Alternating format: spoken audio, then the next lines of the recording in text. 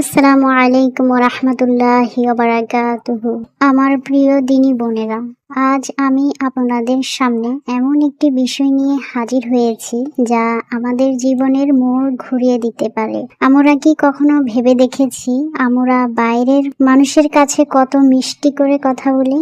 আমাদের হাসি, আমাদের আচরণে বাইরের মানুষ মুগ্ধ হয়ে যায়, অথচ যে মানুষ দুটির হাত ধরে আমরা এই পৃথিবীর আলো দেখেছি, সেই মানুষ দুটির সামান্য তর্কে আমাদের কপাল কুঁচকে যায় কেন? আমরা কেন আমাদের মেজাজ হারিয়ে ফেলি সেই জীর্ণ শরীরের মানুষগুলোর উপর?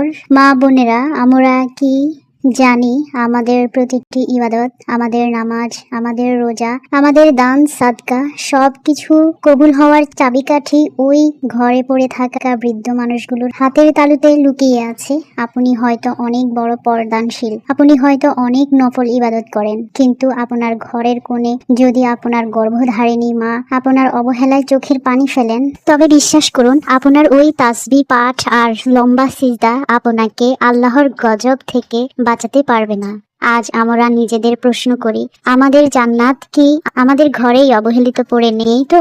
আমার প্রিয় দিনী বোনেরা, আল্লাহ সুবহানাহু ওয়া তাআলা পবিত্র কোরআনে নিজের ইবাদতের পরে বাবা মায়ের প্রতি সদাচরণের আদেশ দিয়েছেন। সূরা বনী ইসরাঈলের 23 নম্বর আয়াতে আল্লাহ বলেছেন, তোমার রব আদেশ করেছেন যে তোমরা তাকে ছাড়া অন্য কারো ইবাদত করো না এবং বাবা মায়ের সাথে সৎ ব্যবহার করো। সুবহানাল্লাহ। কেন আল্লাহ তাওহীদের বা একত্ববাদের সাথে বাবা মায়ের হককে জুড়ে দিলেন? এর কারণ হলো আল্লাহ আমাদের অস্তিত্বের প্রকৃত সৃষ্টিকর্তা, আর বাবা মা হলেন আমাদের এই পৃথিবীতে আসার বাহ্যিক মাধ্যম। আল্লাহ মানুষকে রিজিক দেন, আর বাবা মা সেই রিজিক সন্তানের মুখে তুলে দেওয়ার জন্য নিজের রক্তকে পানি করেন। সূরা নিসাতেও আল্লাহ একই কথা বলেছেন।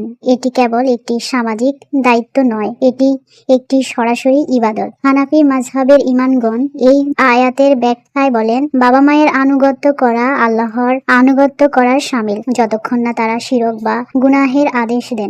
যখন আপনার মা বাবা ডাক দেন, তখন আপনার নফল নামাজ ছেড়ে দেওয়ার বিধান ও ইসলামে রয়েছে। একবার চিন্তা করে দেখুন তো, তাদের মর্যাদা কত উপরে, অথচ আমরা সামান্য ফোনের নোটিফিকেশন চেক করতে গিয়ে তাদের ডাক উপেক্ষা করি। এটা কি আমাদের ইমানের দৈন্যতা নয়? বোনেরা আমার, আসুন আমরা একটু পেছনের দিকে ফিরে তাকাই। সেই 10 মাস 10 দিনের কথা চিন্তা করি, যখন আমাদের মা আমাদের গর্ভে ধারণ করেছিলেন। আল্লাহ পবিত্র কোরআনে বলেছেন, যা মা কষ্টের পর কষ্ট সহ্য করে তাকে গর্ভধারণ করেছেন। সেই সময়টিতে মা ঠিক মতো খেতে পারতেন না, ঘুমাতে পারতেন না। প্রতিটা মুহূর্ত তিনি মৃত্যুর সাথে লড়াই করেছেন, কেবল আমাদের এই দুনিয়াতে আনার জন্য।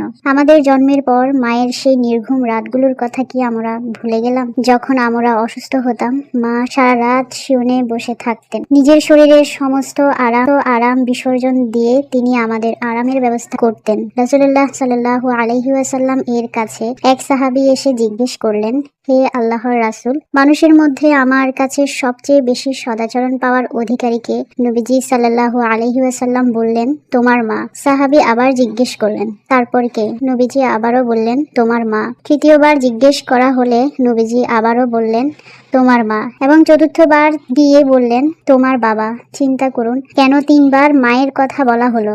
কারণ মা 3টি বিশেষ কষ্ট একাকী সহ্য করেন, যা বাবা করেন না। গর্ভধারণ, প্রসব বেদনা এবং স্তন্যদান। মায়ের পায়ের নিচে জান্নাত, এই কথাটি এমনি আসেনি। মায়ের দোয়া সরাসরি আরশে আজিমে গিয়ে পৌঁছে। হে আমার প্রিয় বোনেরা, আপনারা যারা আজ মা হয়েছেন, আপনারা জানেন সন্তানের জন্য মায়েরা কত ত্যাগ করেন। আর যারা সন্তান হিসেবে আছেন, তারা মনে রাখবেন, মায়ের একটা দীর্ঘশ্বাস আপনার সারা জীবনের বরকত কেড়ে নিতে পারে। আমরা মায়ের কথা অনেক বলি, কিন্তু ঘরের সেই বটবৃক্ষের কথা কি যথেষ্ট বলি? তিনি হলেন বাবা। বাবা মানে হচ্ছে তপ্ত রোদে সন্তানের জন্য শীতল ছায়া। বাবা মানে হচ্ছে পরিবারের সেই মানুষটি যিনি নিজের ছেঁড়া জুতো আর পুরনো জামা নিয়ে দিব্যি কাটিয়ে দেন, যাতে তার সন্তানেরা সেরা পোশাকটি পরতে পারেন। রাসূলুল্লাহ সাল্লাল্লাহু আলাইহি ওয়াসাল্লাম বলেছেন, বাবার সন্তুষ্টিতে আল্লাহর সন্তুষ্টি এবং বাবার অসন্তুষ্টিতে আল্লাহর অসন্তুষ্টি নিহিত।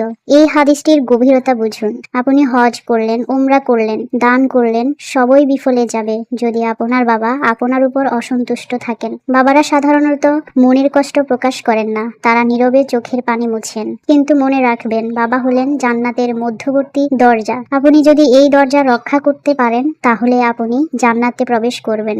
বোনেরা আমার, এখন আমি হানাফি ফিকহ ও সুন্নাহের আলোকে 10টি সুনির্দিষ্ট হকের কথা বলবো, যা আমাদের অবশ্যই পালন করতে হবে। 1. তাদের সামনে গলার আওয়াজ কখনো উঁচু করবেন না, এমনকি তারা যদি অন্যায় কিছুও বলেন তবুও নম্রভাবে উত্তর দিন। 2. পথ চলার সময় তাদের আগে যাবেন না, এটি আদবের খেলাফ। 3. তাদের ব্যক্তিগত কামরায় ঢোকার আগে অবশ্যই অনুমতি নিন, বিশেষ করে বিশ্রামের সময়। 4. নিজের জন্য যা পছন্দ করেন তার চেয়েও উত্তম জিনিস তাদের জন্য ব্যবস্থা করুন। 5. তাদের কখনো নাম ধরে ডাকবেন না, এটি চরম বেয়াদবি। 6. বাবা মা মারা যাবার পরও বা বেঁচে থাকতে তাদের বন্ধু ও আত্মীয়দের সাথে সুসম্পর্ক রাখা সন্তানের উপর হক। 7. বার্ধক্যে মানুষ খিটখিটে হয়ে যায়, তখন তাদের উফ শব্দটিও বলবেন না। 8. নিজের স্বামী বা সন্তানের চেয়েও অনেক ক্ষেত্রে বাবা মায়ের সেবাকে অগ্রাধিকার দিতে হবে, শরীয়তের সীমা রক্ষা করে। 9. প্রতিদিন অন্তত 5 ওয়াক্ত নামাজের পর রাব্বির হামহুমা কামা রাব্বায়ানি সাগীরা বলে দোয়া করা। 10. তাদের অভিজ্ঞতাকে সম্মান করা এবং তাদের পরামর্শ অনুযায়ী চলার চেষ্টা করা। আসুন আমরা সাহাবীদের জীবন থেকে শিক্ষা নেই। ওয়াসকারনি রাদিয়াল্লাহু তাআলা আনহু রাসূলুল্লাহ সাল্লাল্লাহু আলাইহি ওয়াসাল্লাম এর যুগে বেঁচে থেকেও তার সাথে দেখা করতে পারেননি কেবল মায়ের কারণে, কিন্তু নবীজি সাল্লাল্লাহু আলাইহি ওয়াসাল্লাম সাহাবীদের বলেছিলেন, ইয়ামিন থেকে ওয়াইস নামের এক ব্যক্তি আসবেন এবং তার দোয়ায় আল্লাহ গুনাহ মাফ করবেন করে। আবার আব্দুল্লাহ ইবনে উমর রাদিয়াল্লাহু তাআলা আনহুর কথা ভাবুন। একবার তিনি বললেন, দেখলেন এক বৃদ্ধ ব্যক্তি তার বৃদ্ধ মাকে পিঠে করে কাবা শরীফ তাওয়াফ করাচ্ছেন। সেই ব্যক্তি আব্দুল্লাহ ইবনে উমর রাদিয়াল্লাহু তাআলা আনহুকে জিজ্ঞেস করলেন, আমি কি আমার মায়ের হকের প্রতিদান দিতে পেরেছি? তিনি উত্তরে বললেন, না, তুমি তোমার মায়ের প্রসব বেদনার সময়কার একটি যন্ত্রণাদায়ক দীর্ঘশ্বাসেরও প্রতিদান দিতে পারোনি। বোনেরা, যারা বাবা মায়ের অবাধ্য হয় তাদের জন্য রয়েছে ভয়াবহ শাস্তি। রাসূলুল্লাহ সাল্লাল্লাহু আলাইহি ওয়াসাল্লাম বলেছেন, 3টি গুনাহ এমন যার শাস্তি আল্লাহ দুনিয়াতেই দিয়ে দেন, তার মধ্যে একটি হলো বাবা মায়ের অবাধ্যতা। আজকাল আমরা দেখি অনেক সন্তান তাদের বাবা মাকে বৃদ্ধাশ্রমে দিয়ে আসে। তারা ভুলে যায় একদিন তারাও বৃদ্ধ হবে। বাবা মায়ের সাথে চাকরের মতো আচরণ করা বা তাদের মনে কষ্ট দেওয়া আকওয়ালিদাইনের অন্তর্ভুক্ত, যা শিরকের পরের বড় গুনাহ। যারা বাবা মাকে হারিয়েছেন তারা তাদের পক্ষ থেকে দান সাদাকা করতে পারেন। হানাফি মাযহাব অনুযায়ী আপনি তাদের পক্ষ থেকে গরিবদের খাওয়াতে পারেন বা মসজিদ মাদ্রাসায় দান করতে পারেন। সবচেয়ে বড় উপহার হলো আপনার নেক আমল। আপনি যত নেক আমল করবেন তার একটি অংশ আপনার বাবা মায়ের কবরে পৌঁছাতে থাকবে। প্রিয় দিনী বোনেরা, আজকের এই আলোচনা শেষে আমাদের বুকটা কি একটুও কেঁপে উঠছে না? আমরা কি একবারও ভেবেছি আজ রাতে যদি আমাদের মা বাবা না ফেরার দেশে চলে যায় তবে কি আমরা তাদের কাছে ক্ষমা চাওয়ার সুযোগ পাবো?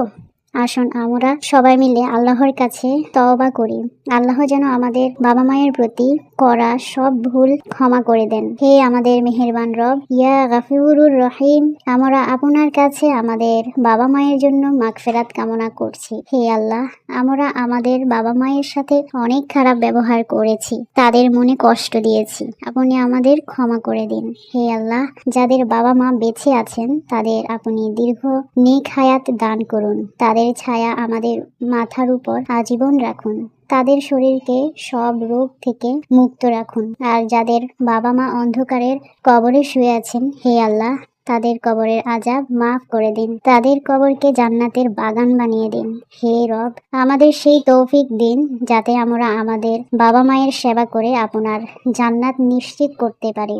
আমাদের সন্তানদের আমাদের অনুগত বানিয়ে দিন। হে আল্লাহ, আপনি আমাদের দোয়া কবুল করুন। আমিন ইয়া রাব্বাল আলামিন।